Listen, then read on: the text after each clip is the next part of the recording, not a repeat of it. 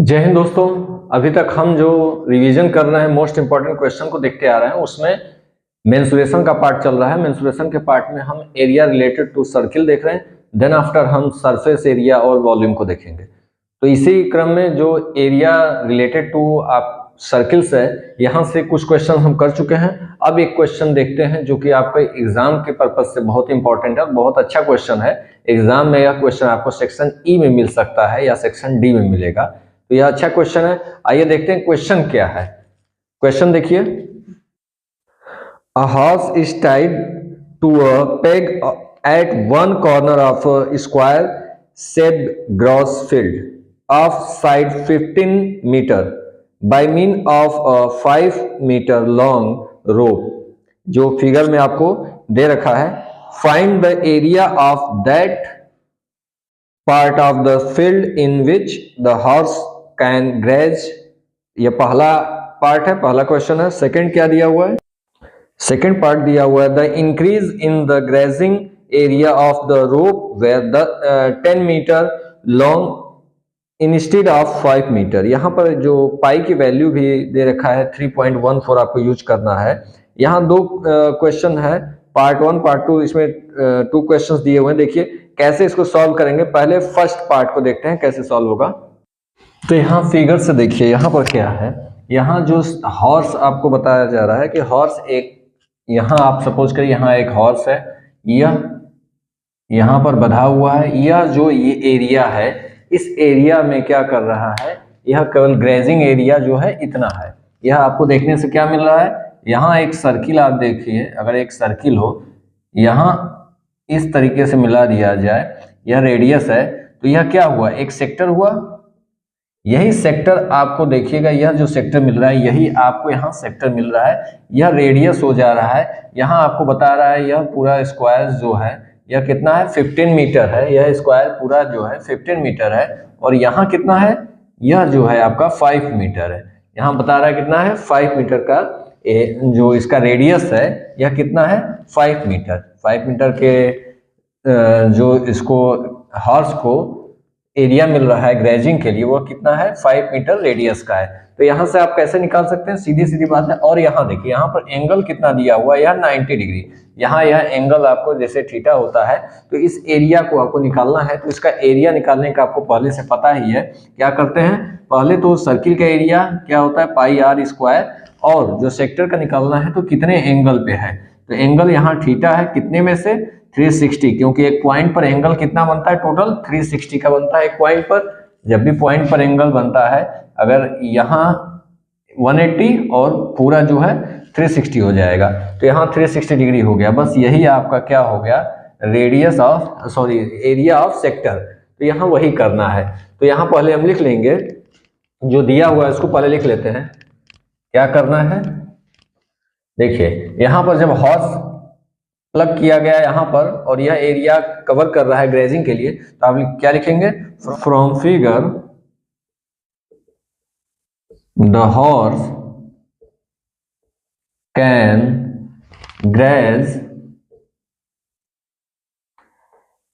कहाँ का यह कितना एंगल है, 90 डिग्री है, सेक्टर है जो कि 90 डिग्री पर है। तो क्या लिखेंगे, graze a sector of 90 degree in a circle, in a circle, radius क्या होगा, in a circle 5 metre radius. 5 metre क्यों, यहाँ पर 5 मीटर बता रहा है, तो यह क्या हो जाएगा, 5 मीटर रेडियस। अब हमको क्या निकालना है, यही निकालना है। तो देन क्या लिखेंगे, area grazed by, area grazed by horse equal to, क्या हो जाएगा, इसका एरिया जब हम निकाल लेंगे तो एरिया कैसे निकलेगा, आपको पता है, theta upon 360 degree into pi R square, यही होता है। थीटा की वैल्यू आपको क्या दिया है, यहाँ पर 90 डिग्री है, स्क्वायर है, इसलिए क्या होगा, theta 90 degree upon 360 degree into pi की वैल्यू जो दिया हुआ है वही लिखेंगे। ठीक है, यहाँ दिया हुआ है 3.14 इंटू आर स्क्वायर, आर की वैल्यू है 5 स्क्वायर। यही होगा। बस अब इसको हम सॉल्व कर देंगे, यही हमारा आंसर मिल जाएगा। तो सॉल्व करिए कैसे होगा, यहां पर आप कैंसिल कर सकते हैं। 4 कितना हुआ आपका 1/4 इंटू 3.14, यहाँ स्क्वायर कर देंगे तो कितना आ जाएगा 25। बस इसको सॉल्व कर दीजिए, यही आपका आंसर होगा।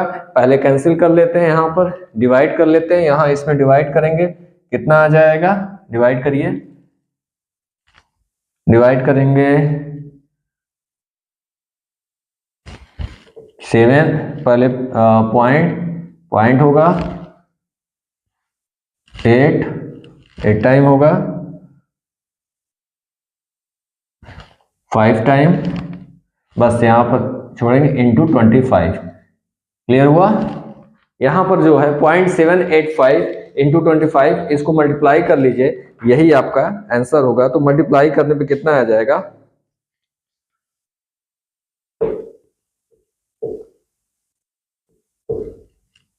यही आपका आंसर हो जाएगा। इसको मल्टीप्लाई करके देख लीजिएगा, पहले डिवाइड करने से यह शॉर्ट हो गया इसलिए हमने डिवाइड कर दिया, देन 25 से मल्टीप्लाई करेंगे तो आपका इतना आएगा। यहाँ पर केवल फॉर्मूला देखना है, फॉर्मूले से ही आपको मतलब है कि कैसे आपको सॉल्व करना है, यह आपको ज्यादा जरूरी होता है। सेक्टर को समझना है कि सेक्टर ही निकालना है इसको, बस यहीं पर आपको नंबर मिल जाएगा, इतने से ही मेन चीज है। यहाँ 3 यह फॉर्मूला आपको यूज करना है, प्लस पाई की वैल्यू 3.154 ही करना है। क्लियर हुआ, यह आपका आ गया। देन जो क्वेश्चन इसमें सेकंड दिया हुआ है, क्वेश्चन नंबर जो इसका सेकंड पार्ट है वह क्या दिया है, the increase in the grazing area of the rope where 10 metre long instead of 5 metre. जो रोप की लेंथ है वह क्या किया है, चेंज कर दें, अगर 10 मीटर कर दें तब एरिया में जो आपको यहाँ पे इंक्रीज इन एरिया बोल रहा है, तो इंक्रीज इन एरिया निकालेंगे। देखिए तो अब क्या करेंगे, यहाँ पर जो केवल 5 मीटर है इसको क्या कर लेंगे 10 मीटर। यहाँ पर बोल रहा है रोप की जो लेंथ है वो कितना हो गया है 10 मीटर, तब हम निकालेंगे एरिया, जबकि रोप की लेंथ क्या है 10 मीटर। जब इसको निकाल लेंगे और सीधा सीधा माइनस कर देंगे। चलिए निकालते हैं। Area grazed by the horse when length of rope is 10 metre. 10 metre जब होगा तब इसका हम एरिया मालूम करते हैं, क्या हो जाएगा। सेम प्रोसेस वही है आपका, कैसे करेंगे, theta upon 360 degree into pi R square, यही होगा। यहां पर जो है थीटा की वैल्यू क्या है 90 डिग्री, सेम प्रोसेस वही है, 90 अपॉन 360 डिग्री इंटू पाई की value 3.14 into R square, that means 10 का स्क्वायर। इसको सॉल्व करना है, यहाँ कैंसिल होगा 4 टाइम, तो क्या हो जाएगा 1/4 इंटू 3.14 इंटू यह क्या हो जाएगा 10 इंटू 10 दैट मीन्स 100, 10 इंटू 10 क्या हो जाएगा 100। बस इसको सॉल्व कर लेंगे, सेम प्रोसेस पहले की तरह ही, यहाँ इसको डिवाइड कर देंगे तो कितना आ जाएगा, जैसे पहले आया था आपका 0.785 यही आया था, सेम इंटू 100 कर देंगे तो यह 100 हो जाएगा, इंटू तो कितना आ जाएगा, यहाँ हो जाएगा 78.5 मीटर स्क्वायर, यही आपका आंसर होगा। सॉरी, यहाँ पर जो आंसर नहीं होगा, यहाँ पर जो अभी हमने निकाला है, जबकि रोप की लेंथ जो है 10 मीटर हो जाएगा, तब इस एरिया को हमने निकाल लिया जितना जो हॉर्स जो है ग्रेजिंग एरिया होगा, जबकि 10 मीटर रोप का लेंथ होगा। अब उसमें कह रहा है इंक्रीज इन एरिया, तो हम इंक्रीज निकालेंगे। पहले जो एरिया आया था वह जब 5 मीटर, रोप की लेंथ जब 5 मीटर था, अब क्या निकालेंगे increase in area, increase in area. अब इंक्रीज इन एरिया निकालने का मतलब है जब 10 मीटर पर आप 10 मीटर होने पर इसकी ग्रेजिंग एरिया जो है कितना हो गया है 778.5 मीटर स्क्वायर है, माइनस कितना माइनस करेंगे, यह जो एरिया आया है पहले 19.625 मीटर स्क्वायर, इसको हम माइनस कर लेंगे। क्यों माइनस कर रहे हैं, वो इंक्रीज इन एरिया दे रहा है, तो जब 5 मीटर पर आपका 5 मीटर जब रोप की लेंथ थी तब अगर इतना है और 10 में इतना है तो माइनस कर देंगे तो आपका जो इसका डिफरेंस आएगा वही आपको पूछ रहा है, वही आपका आंसर हो जाएगा। तो क्या हो जाएगा, माइनस कर सकते हैं आप, 8.5 है, माइनस क्या करना है 0.625, यहां पर आप 0 कर लेंगे, माइनस करेंगे 5 आ जाएगा, यहाँ क्या आ जाएगा 7, यहाँ क्या आएगा 8, फिर यहाँ पर 8 और यहाँ क्या आ जाएगा 5, 58.87 क्या हो गया 58.875 मीटर स्क्वायर, यही आपका आंसर होगा। बस यह आपका क्या पूछ रहा था इसमें इंक्रीज इन एरिया, तो इंक्रीज इन एरिया ये होगा। यहाँ पर 3 पार्ट हो गए आपको क्वेश्चन के, इसीलिए कह रहे हैं सेक्शन डी और ई में आने के चांस इसके हैं। क्यों है, क्योंकि यहाँ पर कई पार्ट हो जा रहे हैं। एक पार्ट तो यह आपको निकालना होगा जो कि 5 मीटर पर आपको करना होगा, दूसरा जो पार्ट है वह 10 मीटर पर निकालना होगा, 2 हो गया, और यह तीसरा पार्ट है जो कि इंक्रीज इन एरिया। तो इस तरीके से यह क्वेश्चन जो है आपको लास्ट क्वेश्चन सेक्शन ई में आने लायक क्वेश्चन है, और सेक्शन ई में ही इसके चांस है कि आ सकते हैं इस बार के एग्जाम में। इसी तरीके से और भी क्वेश्चन जो आपको इंपॉर्टेंट है एग्जाम के लिए वो आपको मिलते रहेंगे।